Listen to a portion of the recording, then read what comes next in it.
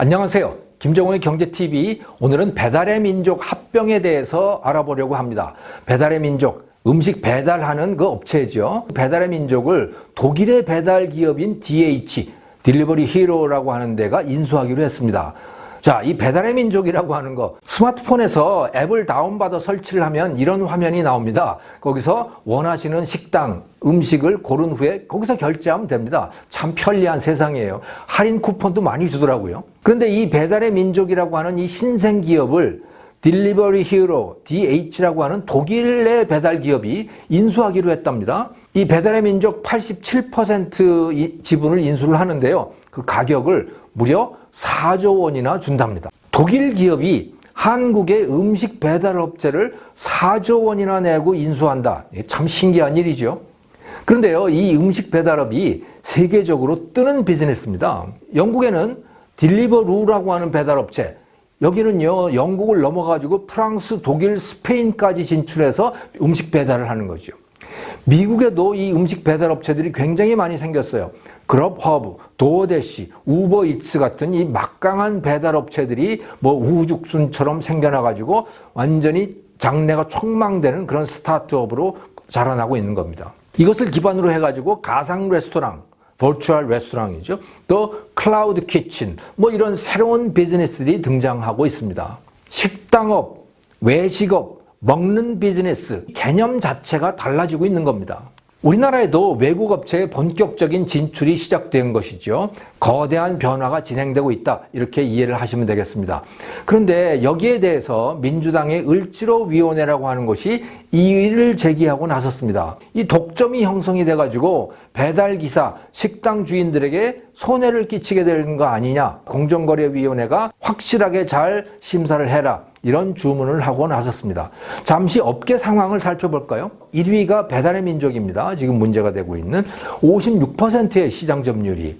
2위는 요기요라고 하는 데인데 33, 3위는 배달통이라고 하는 데인데 11%입니다. 그런데요, 요기요와 배달통 이 두 업체는 딜리버리 히어로, DH가 경영을 하고 있습니다. 그러니까 그 DH가 1위인 배달의 민족까지 인수를 하면요, 시장 점유율이 얼마입니까? 56 더하기 33 더하기 11, 거의 100%가 되는 거예요. 물론 이들 말고도 다른 배달업체들이 있긴 하지만 이 세 개가 거의 대부분을 차지하고 있는 것이죠. 을지로위원회가 문제를 제기하고 있는 부분은 바로 그 독점에 대한 우려입니다. 자, 이렇게 100%의 시장 점유율을 차지하고 나면 이 DH라고 하는 데서 돈을 더 벌기 위해서 배달료를 올려받는 거 아니냐? 할인도 줄어드는 거 아니냐, 점주들에게 수수료를 더 뜯어내는 거 아니냐, 이런 걱정들인 겁니다. 결정은 공정거래위원회가 합니다. 이 합병을 승인할 것이냐 안 할 것이냐, 공정거래위원회가 심사를 통해서 승인 여부를 결정을 하는 것이죠. 하지만 을지로위원회, 여당의 이 위원회가 이렇게 압박을 가하고 있기 때문에 심사할 때 상당한 심리적 압박을 받을 것으로 봅니다. 1, 2, 3위 업체가 실질적으로 합병을 하게 되는 것이니까 걱정할 만도 합니다. 맘만 먹는다면 이 DH가 배달료를 올릴 수 있어요. 수수료도 마찬가지로 올릴 수 있는 거죠. 하지만 또 다른 한편으로 생각을 해보면 그 시장 점유율을 기반으로 해서 얼마든지 소비자와 윈윈하는 새로운 비즈니스를 만들어낼 수도 있는 겁니다. 가장 흥미로운 가능성은 가상식당 또는 클라우드 키친 뭐 이런 것들인데요. 음식점을 하려고 하면 반드시 매장이 있어야 되잖아요. 지금까지는. 또 서빙하는 사람도 고용을 해야 되는 거죠. 그게 가장 돈이 많이 듭니다. 하지만 배달이 일반화된 상황에서는 돈 들여가지고 굳이 매장을 둘 필요가 뭐 있겠어요. 음식만 맛있게 값싸게 위생적으로 만들어내면 되는 거죠. 소비자에게도 그것이 좋습니다. 이미 미국의 우버이츠 같은 데는 배달로만 판매를 하는 점포 한 4,000개가 있고요. 그것들과 독점적인 계약을 맺고 음식 배달 비즈니스를 시작했다고 합니다. 그러니까 매장이 없는 식당들이 생겨나고 있는 거예요. 음식의 맛만으로 승부를 거는 거죠. 이 클라우드 키친이라고 하는 사이트로 한번 들어가 보시기 바랍니다. 우버 공동 창업자인 트래비스 클라니크가 독립을 해가지고 차린 이 스타트업인데요. 우리나라에 들어와 있습니다, 지금. 이 회사는 주방과 배달 시스템을 제공을 합니다. 식당을 할 사람들은 여기에 입주를 해가지고 음식을 만들어서 제공을 하면 되는 거예요. 이제는 식당을 하는데도 목돈을 안 들이고 시작을 할 수가 있는 겁니다. 매장이 없어도 되는 거니까요. 이 클라우드 키친이라고 하는 데가 벌써 한국에 8호점까지 냈더라고요. 영국의 딜리버루라고 하는 데도 있는데요. 여기는 다크 키친이라고 하는 비즈니스 모델을 시작을 했습니다. 땅값이 아주 싼 데에다가 주방을 따로 두는 거예요. 거기서 음식을 만들고 고객들에게는 배달을 통해서 전달을 하는 거죠. 음식만 맛있고 위생적이면 되는 거 아니겠습니까? 또 이 딜리버루는 파리에다가 쉐어 키친이라고 하는 걸 만들어가지고 그러니까 일종의 공유 주방이죠.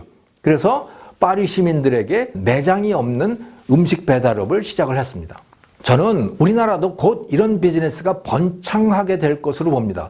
DH 같은 곳은 이 딜리버리 히로 같은 이곳은 아마도 이 막강한 고객층을 바탕으로 해가지고 이런 방향으로 비즈니스를 전환할 거라고 저는 봅니다. 이 소비자들의 식생활도 상당히 바뀔 거라고 봐요. 이제는 집에서 밥 안 해 먹어도 아주 싼 값에 집밥을 배달받아서 먹을 수 있는 시대가 저는 곧 올 거라고 봅니다. 내 입맛에 맞게 맞춤형 집밥을 저는 배달받을 수 있을 거라고 봐요. 우리의 생활 패턴 자체가 바뀌어가는 거죠. 다만 그 가능성을 사전에 차단하지만 않는다면 말입니다. 안타깝게도 우리는 이 기득권을 지키기 위해서 이런 가능성들을 모두 차단해 왔어요. 말로는 공유경제를 부르짖으면서 실제로는 공유경제의 상징 같았던 우버를 쫓아냈습니다. 우리는 타다 이거 역시 불법화 시켜버렸고요. 이제는 기존 식당 하시는 분들을 지키려고 먹는 산업의 새로운 가능성을 차단할 수도 있을 것 같습니다. 물론 이번 경우에 1, 2, 3위 업체가 합병을 하면 이론적으로는 해로운 결과가 초래될 수 있습니다. 소비자에게 해로운 행동을 할 수 있는 거죠. 값을 올려받는다든가 또는 뭐 식당에 수수료를 올려받는다든가 이런 일들 말이죠. 하지만 저는 그 가능성이 그렇게 높지 않다고 봅니다. 그렇게 하면 곧 다른 업체들이 진입할 거예요. 지금도 이미 쿠팡이츠라고 하는 쿠팡이라고 하는 그 거대한 업체가 있잖아요. 거기에서 음식 배달 서비스 그 업체를 이미 만들어 놨어요. 만약에 그게 안 된다면요, 영국의 딜리버루나 미국의 우버이츠 같은 업체들이 바로 들어올 거예요. 소비자들이 이 작은 이익에도 얼마나 선택을 쉽게 바꿉니까? 그런 상황에서 DH가 시장 점유율이 높다고 해서 값을 올린다? 글쎄요. 망하려면 무슨 짓을 못하겠습니까? 그래도 시장 지배력을 남용한다. 그럴 경우는요, 사후적으로 처벌하면 됩니다. 공정거래법에 시장 지배력 남용 행위에 대한 조항, 이 금지 조항이 있거든요. 1차적으로는 그래서 과징금이 부과될 수가 있는 거고요. 또 우리나라의 공정거래법은 세계에서 유일하게 이 시장 지배력 남용 행위에 대해서 형사처벌도 가능하게 되어 있습니다. 3년 이하의 징역 또는 2억 원 이하의 벌금, 이런 조항도 있어요. DH가 합병을 해가지고 시장 점유율이 높아졌다? 그걸 이용해가지고 소비자들에게 불리한 행동을 한다? 이러면 공정거래위원회가 그때 들어가서 이런 제재를 가하면 되는 겁니다. 이럴 가능성이 있기 때문에 DH가 저는 그렇게 마음을 먹을 수 없다고 봐요. 칼은 강도의 무기로 사용될 수도 있고 음식을 만드는 도구가 될 수도 있는 거지요. 근데 무기로 쓰일 가능성이 있다고 해가지고 칼의 사용을 원천 금지한다? 그러면 음식도 못 만듭니다. 원천 금지할 것이 아니고 사용은 허락을 하되 강도질을 한 자만 잡아서 처벌하는 것, 이게 현명한 거죠. 저는 배달의 민족의 합병, 이것도 마찬가지라고 생각합니다. 현명한 결정을 기대합니다. 김정우의 경제TV, 오늘은 음식 배달 앱 배달의 민족 합병 문제에 대해서 말씀을 드렸습니다. 감사합니다.